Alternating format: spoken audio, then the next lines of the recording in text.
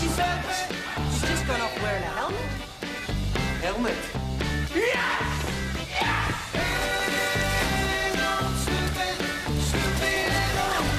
Fergus is wearing a helmet! He is wearing a helmet! Quick, everybody! In a very bad part of town. Fergus has just been spotted wearing a helmet! And everybody, yeah, like to put my Sloopy down, yeah. Sloopy, I don't care what you got to do. 'Cause you know, Sloopy girl, I'm in love with you. There he is! There he is!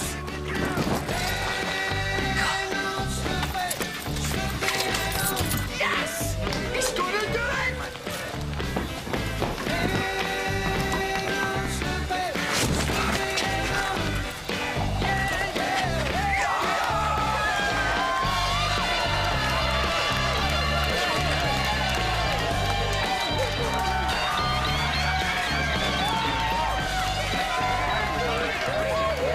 What's going on? Fergus McKinnon's escaping again. You mean he's done this before?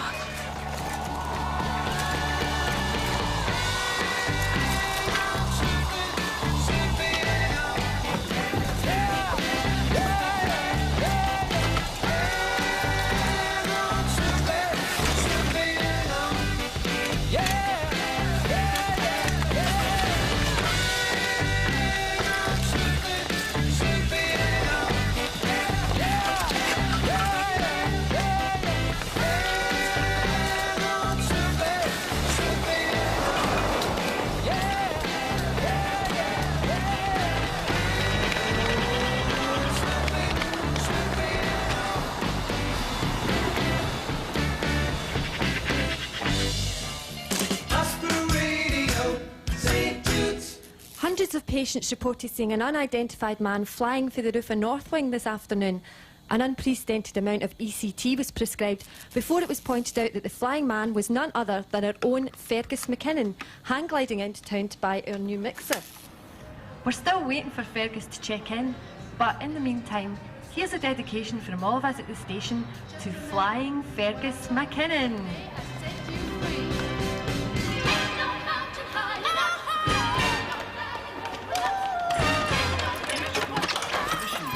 Where's your hand glider? Took it back where it came from. Dr. Hollis wants to see you tomorrow at 10, by the way. Who? Your consultant.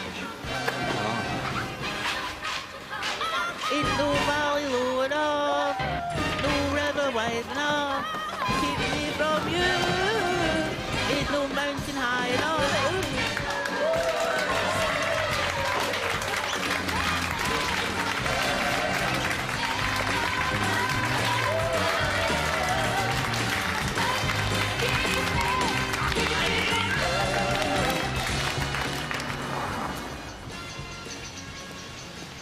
Campbell, been looking all over for you. Fergus is back with a mixer he got in auction for a fraction of what it's worth. Come and have a look. Well, maybe later. This is a big moment, Campbell. What are you doing out here? Just got my post. Got some bad news. It's not what I got, Eddie. It's what I didn't get. I hope you're not expecting a message for the Blue Men for Venus. Not the blue men for Venus, Eddie. The blue-suited bastards for the radio stations. Days since we did a publicity stunt. I phoned Radio Scotland today, and do you know what I found? The head of radio was on holiday. His deputy was out to lunch at 2:30 in the afternoon. The head of entertainment was permanently on another line, and his senior producer was in a meeting all bloody day. No wonder they've not been in touch. Eddie, nobody in that building actually does any work. Campbell, how do you know just send them a demo? That would be grovelling. Then grovel!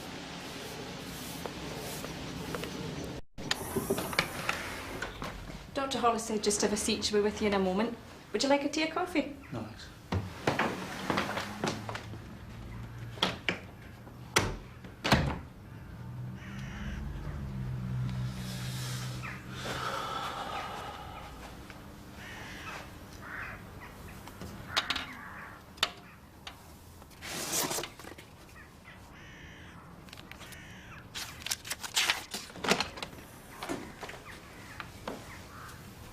Do you always borrow books without permission? Oh, I'm not borrowing, just looking. Like you were just looking at the hang glider yesterday? No, I was definitely flying the hang glider. Please, sit down. I'm Dr. Hollis. I don't think we've met. Do you mind telling me exactly what you thought you were doing yesterday? I thought I was going to an auction. It wasn't very clever, was it? Your section's about to expire. You could be out of here in 3 weeks. I could be out of here this afternoon. I understand escaping's a bit of a hobby for you. Wherever did you get that hang glider, anyway? From a sports club in Partick. You stole it? Borrowed it. I did an installation for them, so they loaned it to me for a few days. Installation? Software, their new DTP program. How did you get it up onto the roof? Up the stairs, through the access in the storeroom. The storeroom's a restricted area. How did you get the key?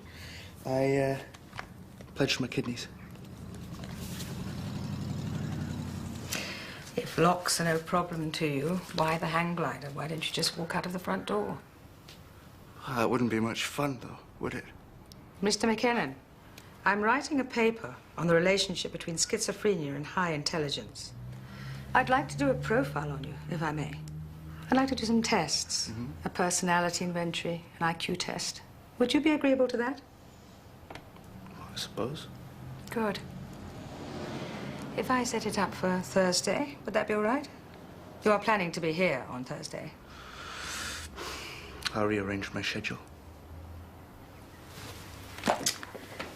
When I get the results, I'd like to have another interview with you before your discharge. Discharge? As I said, your section expires in 3 weeks. But I thought... I don't see much point in keeping you here. Do you?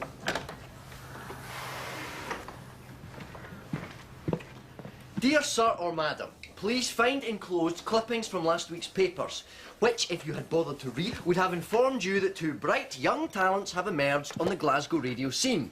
Young? I am giving you this one last chance to snap us up before some other station does, and I'm sending you a demo of a show we did together recently. I await your reply. Yours faithfully. Campbell, you can't send a letter like that. I'm sorry, Eddie, but it's no more Mr. Nice Guy. You've not tried being polite to them yet. I'm trying to get their attention, Eddie. Well, you'll get that. Hello. I just thought I'd pop in post-open day, as it were. Dr. Winters asked me to thank you all on her behalf for a job well done. So this is it, eh? It's bigger than I expected. For a small but growing station. Well, I get you an electrician, shall I? No, it's okay. Fergus here's sorting us out. Yes, but I think... Well, there's nothing to do after I bring it up to spec except plug it in. Still, we must have a qualified person, surely. Fergus is qualified. He's a genius. He's got a degree in electronics. Now, where and get your degree, Fergus? There's no need. Look, I'm sorry, but we cannot use this mixer until it's been installed by a qualified person. Fergus is a qualified person. Fergus is a patient. I am responsible for this station, Eddie. Now, I will get you an electrician as quickly as I can. But in the meantime, I am not going to risk burning down the hospital. Now, surely that is not unreasonable.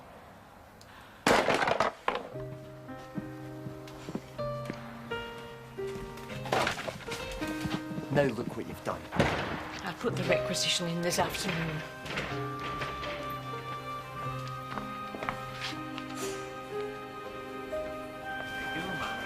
Don't go.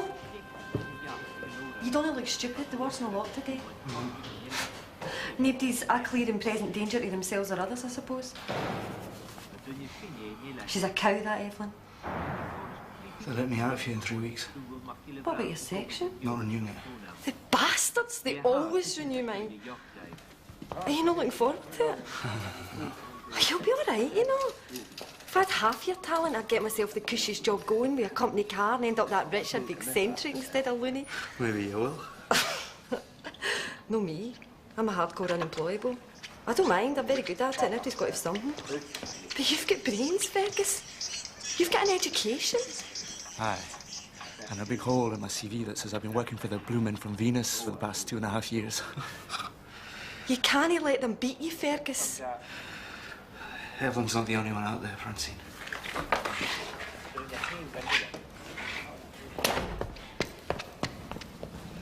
McKenna, what is this? Newspaper? And that? And that? 3 newspapers? And what do these 3 newspapers have in common? I don't know. Then guess, man, guess! They're all Scottish. What these newspapers have in common, McKenna, is that they've all got your mug in them.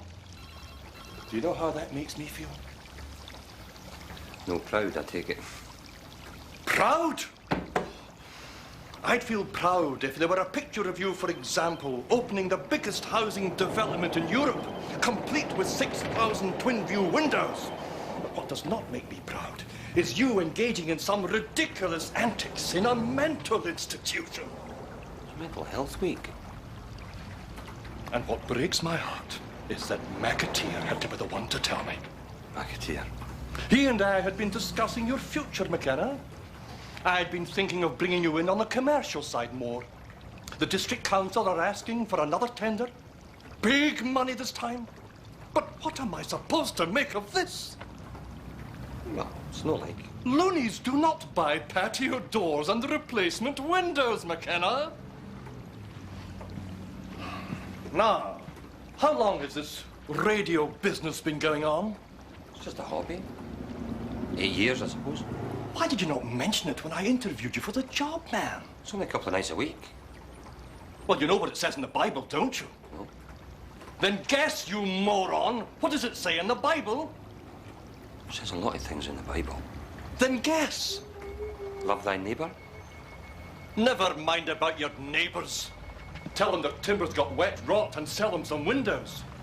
It says, no man can serve 2 masters. Now, this is a tough business. And if we're going to take you on board the commercial side, you don't have a couple of nights to spare. You don't have a couple of minutes to spare. You live, you breathe, you eat, and you excrete windows, or the competition will serve your bollocks to you with brown sauce. Are you reading me? Good lad. Now, there's a commercial sales meeting Thursday week. I want to bring you in and give you this tender with the council, but you tell your loony friends the party's over. I don't know if I can do that. Then I don't know if you can work for me. Now, which is it going to be, McKenna?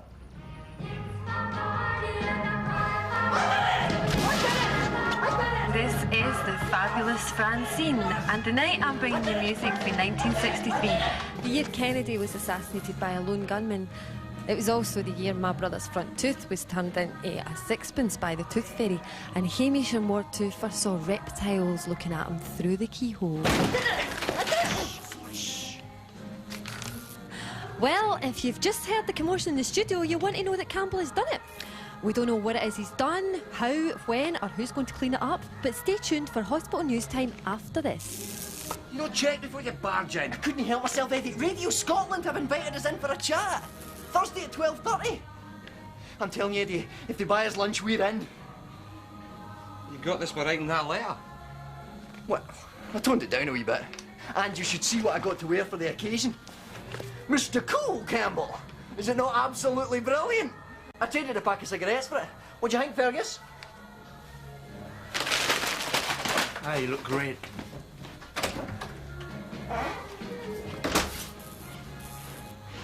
Something with him? Maybe still annoyed about the mixer. Where is the mixer, anyway? We're locked it in the nurse's room till they get the electrician in. Orders of the Reichsführer, no doubt. That'll be it then. I think it's more likely to be this. What's that? All the jobs he can't have. He's been discharged in a couple of weeks. He could have any of these. He'd blow them away. He's got no references and no recent experience. Sooner or later, they always find out how no. Looks like he even got an application form for one. Nothing from 1991 till now. Could he not just slip in a new wee list of jobs? How? With a pen. Aye, nobody's going to care once they hire him. April 1991 to May 1992, assistant programmer with IBM. How just assistant? I'm making programmer. No, senior programmer. And then from April 1992 to February 1993... Computer hardware consultant with British Petroleum. Perfect, and about time too. And then February 1993 to the present, systems analyst for Strathclyde Regional Planning Department. A diabolically clever career move. Can't he put in all those jobs? It looked like he changes jobs too often. You're right. I think a man of Fergus's calibre would go straight for the systems analyst job in 1991 and stick with it. He's that kind of guy. Brilliant, but loyal. He'd never get away with it, though. How not? Because he'd need a reference for his present employer and a return address that's no a loony bin. All right.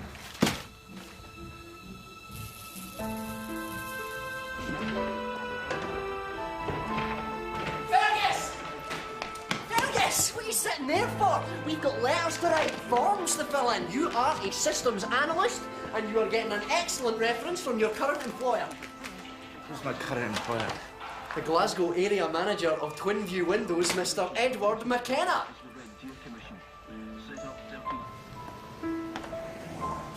Francine, what are you doing out here? The ward's no locked tonight. And anyway, I'm allowed to go walkabout now. It's freezing cold. Here, take this.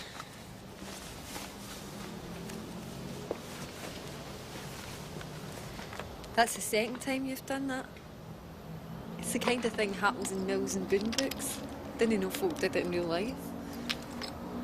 Are you not cold yourself now? Oh, no. What's that? Some pilchards from McTavish. I thought he was too fat. Aye, but he can't help it. I've been trying to get him to trust me. I've been putting the dish a wee bit closer to me every night, see? Last night I stroked him. They let you? No, really. He scratched the hell out of me. So he might not come back the night. It's great what you're doing for Fergus. Do you not worry about losing your job? All the time. Good news about Radio Scotland, though. Don't think I'll come to anything. Your show was great tonight. You're doing really well, you know. Aye, you'd hardly know I was the same basket case you met when I first came in here, eh? You're never a basket case. They've even offered me a half-day pass next week if I want it. Don't suppose I'll bother. I don't know. What would I do? Go for a drive with me somewhere. In my vintage Allegro. Where to? Anywhere you want to go. I want to go to Barbados. Well, could go to Jamaica Street. What do you say?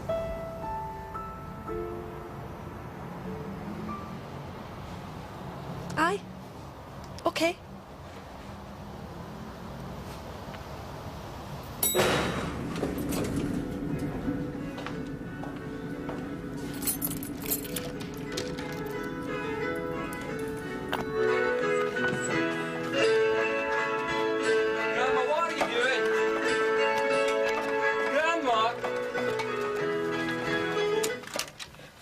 Doing?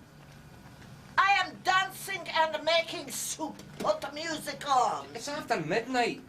Neighbours will be on at the council tomorrow. All day they make noise with their boom, boomy, boom. How they complain. Because they pay the rent on time. What are you wearing that for? I go to a Lithuanian club tonight. We dance, we sing. You drink vodka? We celebrate National Day. Grandma, I need to talk to you. I've got some bad news. Good. I also have bad news. What is it? I'm going to Lithuania. Aye, well, it may take a bit of time to get the dosh together. When are you thinking of going? November 21st, 11 o'clock. Grandma, Lithuania's a very cold country. You can't go on holiday to Lithuania in November. I don't go on holiday, Eddie. I am going home. To live? Are you out of your mind? You can't just go back after nearly 50 years. Nearly 90% of the folk you knew are dead now. 90% of the folk I knew were dead in 1945. How are you going to live? Mrs. Sprakauskas has relatives in Mariupol. They give me small room, I give them hard currency. I've talked to DSS. They send my pension to Lithuania. Only thing is, you must give me £3,000. What? Grandma, I haven't got £3,000. I need travel money, furniture and things. And money to bribe people sometimes is very poor country. I want to die in my own country, Eddie. It's time to go home now. It's natural to go home. I thought you wanted to see me married. There's still time to get special license. We find nice lassie for you next week. Now there's I'm going to remember everything about today, Eddie. I'm going to remember what I had for breakfast, that song that's playing on the radio. Just don't get your hopes up too much, eh? Eddie, I'm telling you, if they buy us lunch, we're in. Buy us lunch? Aye, all the big deals are clinched over lunch. Like Dallas, you ever see JR clinch a deal over coffee? If JR offered you coffee, you were out. If they offer us coffee, Eddie, it's bad news. Come on, you're not excited? Do you want to go into Twinview in the morning and tell them all to bugger off? Aye, sure I would. And I'm going to remember that busker over there. Hang in here, my man! You'll be famous one day! Oh! And I'm going to remember that car. And I'm going to remember those trees. I'm going to remember going through this door, Eddie. I'm going to remember this carpet. Can the Campbell Bay to see Takin home, please? And these awards!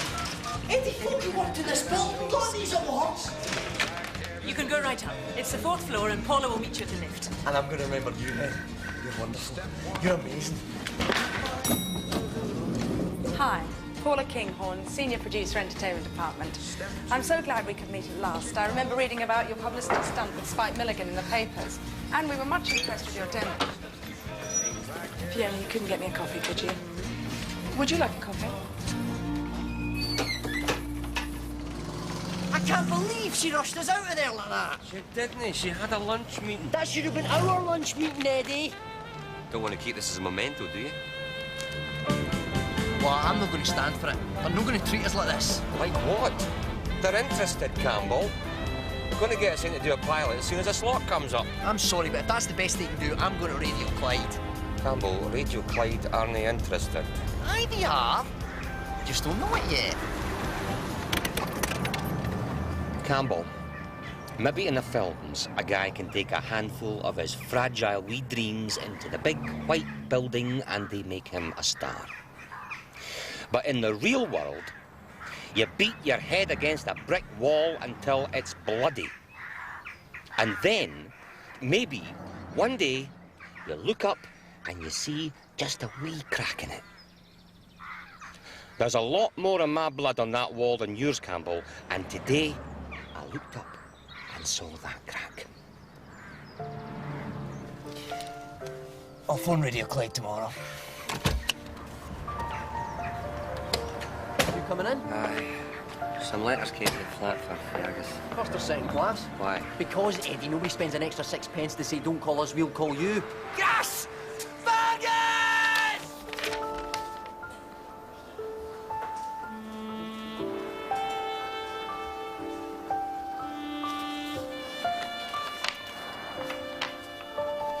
I've been invited for an interview. Yes! I knew we could do it! When for? Monday. Monday! Right, we've got you organised. Where's Rosalie when you need her? Have you got a suit? No. You're in luck. My great uncle died last month. I've still got my suit for the funeral. And you'll need a haircut, my man. I can cut it if you want. I haven't been for an interview since I left university. You'll do great. Just you be yourself. But I'm a loony. Then be somebody else. Michael Burke is good. Or David Attenborough. Michael Burke? Come on, let's take a look at the suit. You sure you want to do this? Of course I do.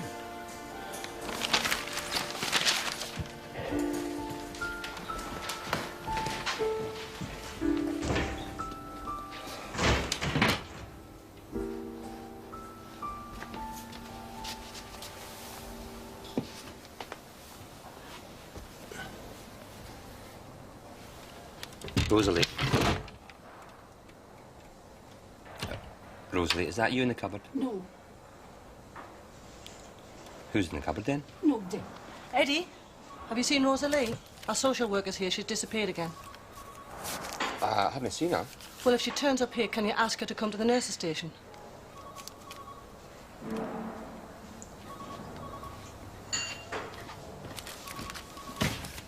Rosalie, you're hiding for your social worker.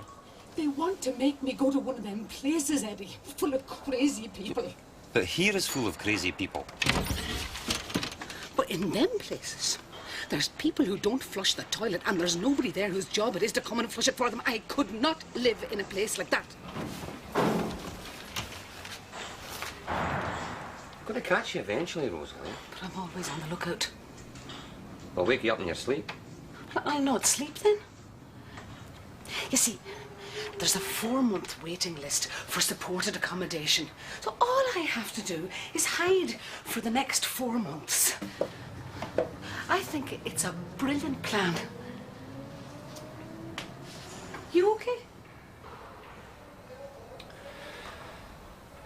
Listen, I was thinking, how would you like to be controller? But you're the controller, Eddie. If I was the controller, what would you be? I might not be able to run the station anymore, see? Why not? My boss says I have to get up. Then lie. Say you have. I'm no good at lying. You're lying for Fergus. That's different, that's a letter. Then write your boss a wee note. I'd have to face him eventually. I can't look somebody in the face and lie. They always know. And you're a salesman?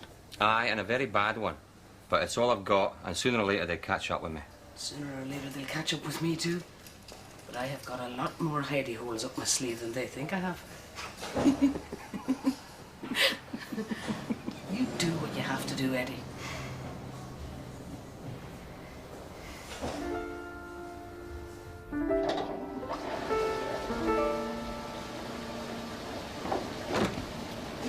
Well, if it isn't already, Eddie McKenna.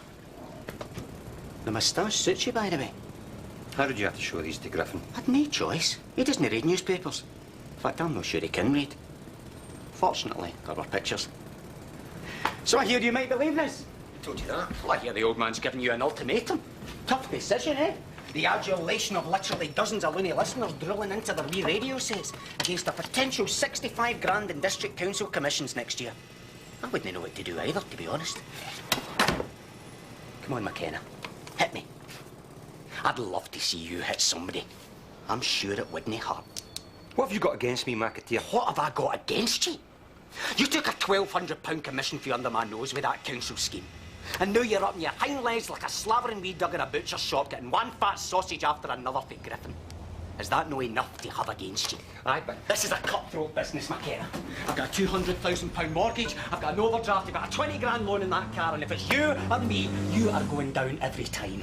You're no a salesman, McKenna, and no even in your wet wee dreams could you be Glasgow area manager. Give us that letter. What are you doing? Give us it. It's not addressed to you, it's addressed to the Glasgow area manager. I'll give you the Henderson sale. I'll give you the Christchurch Rectory sale. For one wee letter? What kind of deal have you got going with these people?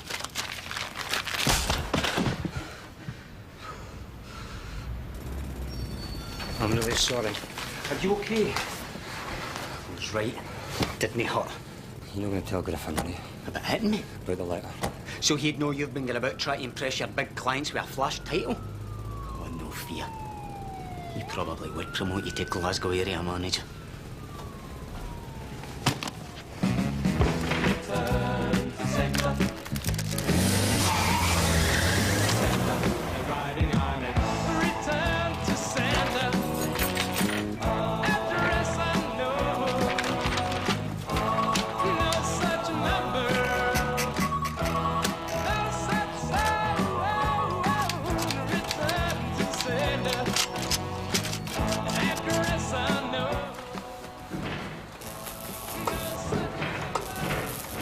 Listen to that, Eddie.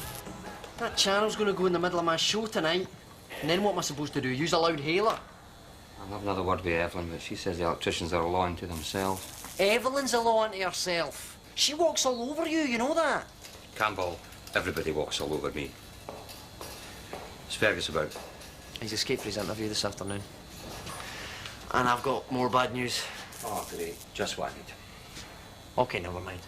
Just tell me, Campbell. No, you don't want to hear. Campbell, I've already thumped somebody today. I'll thump you next if you don't tell me. Well, Radio Clyde are definitely out. Out of what? Out of the master plan. Campbell, Radio Clyde were never remotely interested in the first place. Well, they were when I told them about Radio Scotland. Campbell, what did you tell them? The Radio Scotland had made us an offer, just a late night slot, fill in for somebody. Why'd you have to tell them that? Well, I could have told them they'd offered us a permanent slot, but I thought that might be a bit much. What do you think? I think you're a lunatic, Campbell! Aye, but what do you think of the game plan? Campbell, you might have just blown our hopes for Radio Scotland. Well, I don't think so. I mean, the guy from Radio Clyde was dead impressed and that. And? And he said he thought we ought to take Radio Scotland's offer. Which we don't have. Which Radio Clyde know we don't have. Which Radio Scotland will know by the end of the week that we've been saying we have, but don't have. But we will. I haven't talked to Radio Scotland yet. Then don't! Eddie, I'm doing this for us, for you. Don't do anything for me, Campbell. I actually have a contact at Radio Scotland.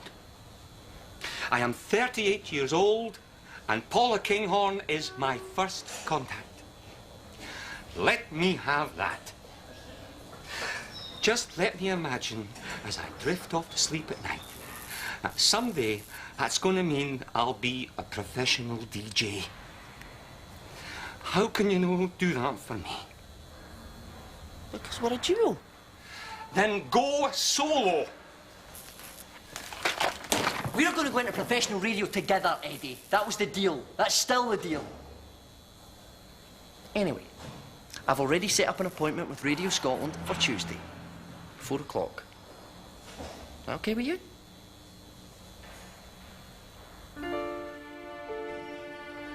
Well, here we are, Jamaica Street. It's no Barbados, but go to the leisure centre if you want. We've got a pool, some sunbeds. No, this is great. Let's go for a walk. I love this place. Dad used to take me here when I was wee. To watch trains come in. He'd say, look, that one's come all the way from London and that's come all the way from Plymouth. Oh, so he's a train spotter then? No, he just liked to kid on and new things he didn't, you know. You look awful tired, you know. No, I just get that kind of face. When I was a wee boy, the teacher was always saying, wake up, McKin. And I'd say, I'm no sleeping, man. And then whack across the hand for talking back. I was going to be a concert pianist, you know. And you ended up a DJ. No, I ended up a loser. You're no a loser, Eddie. Last thing Angela said to me was, you're a loser, Edward McKenna, and you'll never amount to anything. She ended up getting married to a guy in Edinburgh who imports coffee from Brazil, big time. He probably personally orders the beatings of dissident coffee workers.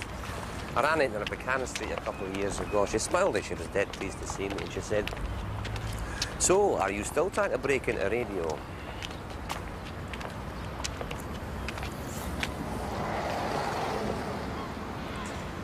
I wanted to be a ballerina when I was away. I used to leap about the house wearing my nylon petticoat, dancing a load of shite. What did your folks think? I don't suppose they thought anything. Dad was always pissed and Ma was always trying to kill herself. Even now, I could walk into any casualty in Glasgow and somebody would say, oh, look, that's Mary Boyle's wee girl. She used to buy a new nightie every time. So she'd look nice when Dad came in for the pub, found her and rushed her to hospital. They'd come home all kisses and cuddles. And this went on until Dad got into a fight with a chip shop owner over some cold chips one night, was arrested and had to spend the night in jail. Poor Ma. She'd shite all over her new nightie when they finally found her. What age were you? 8. Dad went mental after that. Everything drove him crazy. One night I woke up, there was this hellish row in the kitchen. I walked in and there was Dan in his pyjamas, pissed, soaked to the skin, chucking buckets of water out the window to stop a couple of cats screwing because they was keeping him awake. Did it work? I don't think so. Nothing stops a tomcat getting what he wants. It's the female makes all the noise, see? Screaming and screaming. Like a wee baby greeting its heart out. Greeting its wee heart out. What happened to you, Francine? Someone hurt you?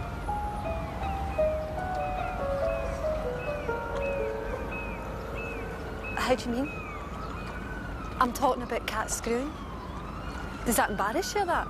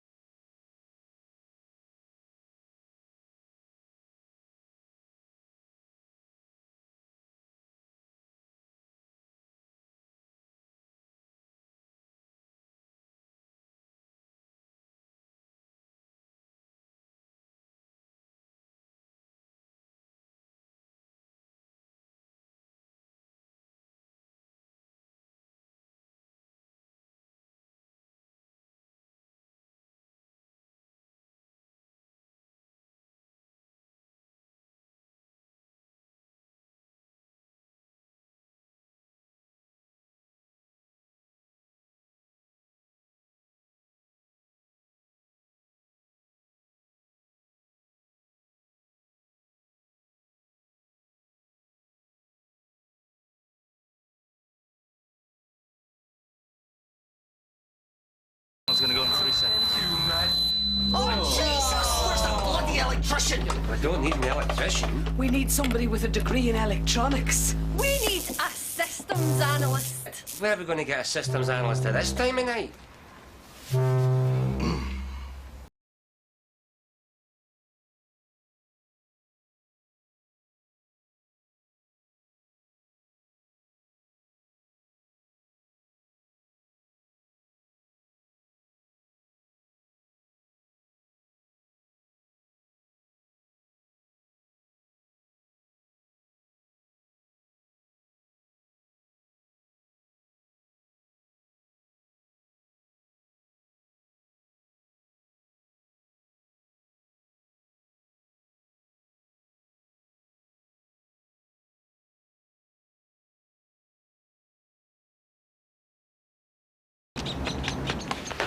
Campbell Bain and Eddie McKenna to see Paula Kinghorn. We've got a 4 o'clock appointment. Just a moment.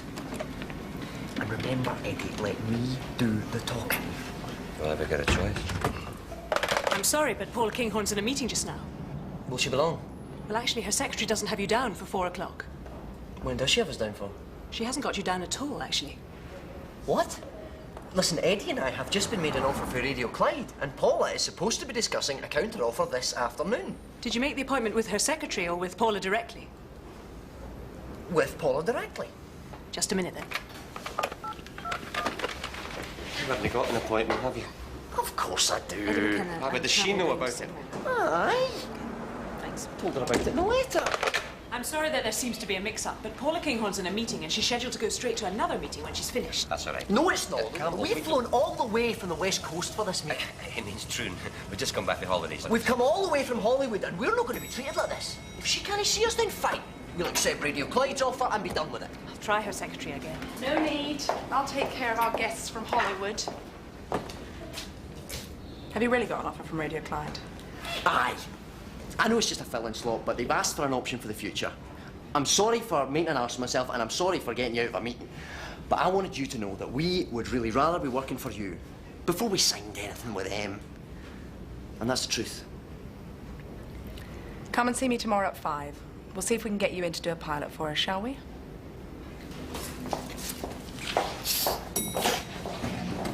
How did you do that? You'd lie like that. It's not lying. Sometimes you just have to look somebody in the eye and tell the truth that should be instead of the truth that is.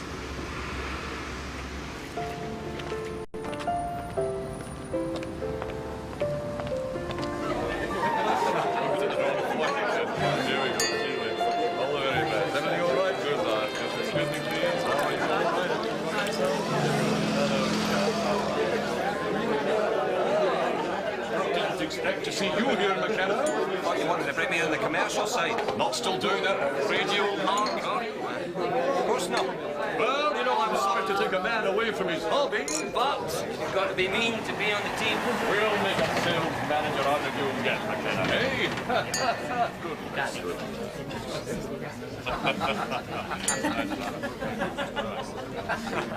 Here we go. See you later.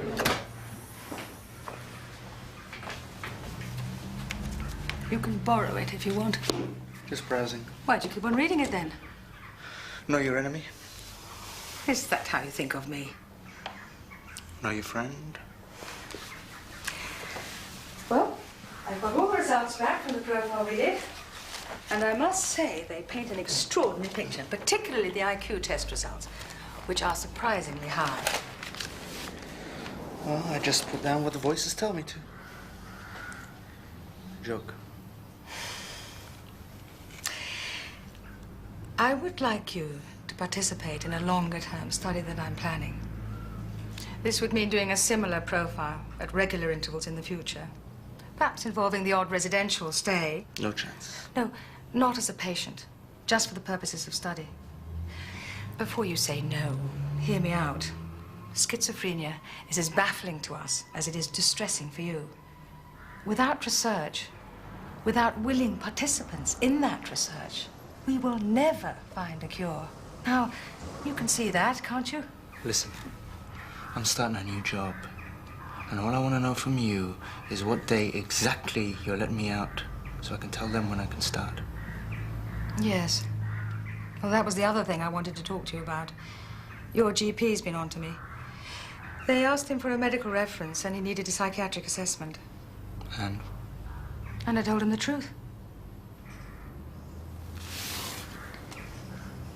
Mr. McKinnon, I know this must be painful, but systems analyst is a very responsible position, and you're simply not able to take on that kind of responsibility. But perhaps by way of compensation, I've decided to take you on myself as one of my personal long-term patients. I didn't know I was long-term ill. You suffer from schizophrenia, which is a long-term illness. Not always. In your case, I believe it is. From now on, I will be in personal charge of your care. And I promise you, I'll do my very best to keep it under control. It's something you're just going to have to live with. Like insulin-dependent diabetes. Diabetics can get a job. I'm sorry, Mr. McKinnon.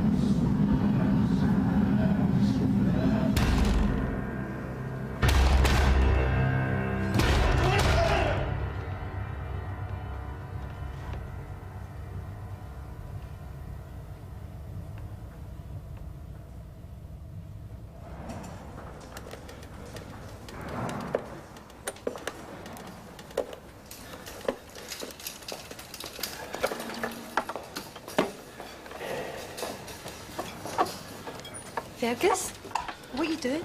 I'm installing the new mixer. Well, just take it back. No, this time. Because I've screwed it to the desk. They'll have to take the desk apart, and they'll need an electrician to do it. Has something happened about the job? They renewed your section? No, they're letting me out. They're letting me out to sit in my room. They're letting me out to watch the television. Fergus, please. How come you're not starting the job? Because they needed a medical reference, and Hollis told them I'm just a fucking loon. Well, that's it then. Finished. Fergus, don't go. Next time we'll get you a medical reference. If Eddie can be your boss, he can be your doctor. Oh, Fergus, don't go. Eddie and Campbell will be back soon. Where are you going? Out for some air. Fergus, please don't go!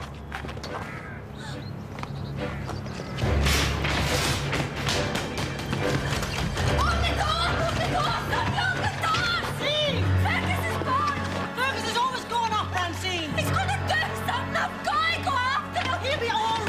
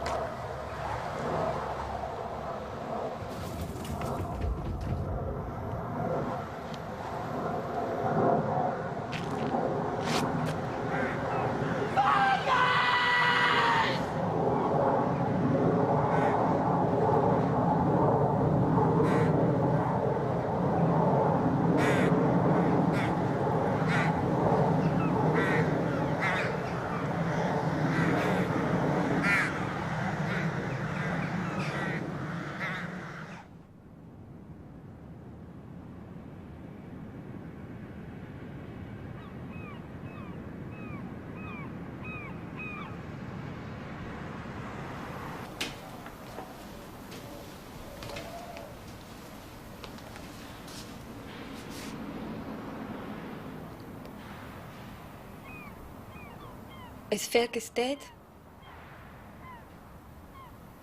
Aye.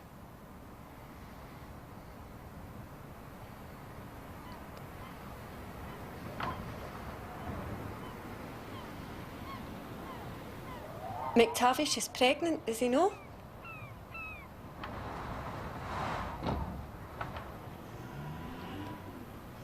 Aye.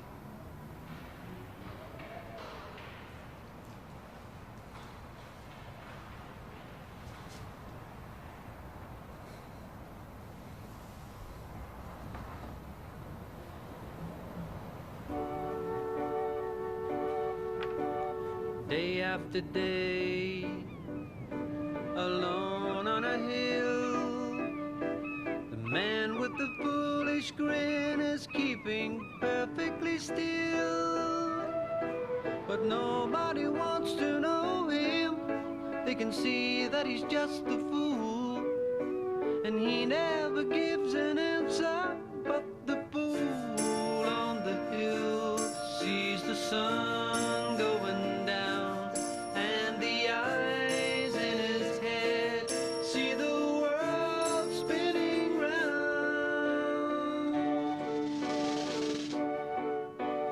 Well on the way, head in a cloud, a man of 1,000 voices talking perfectly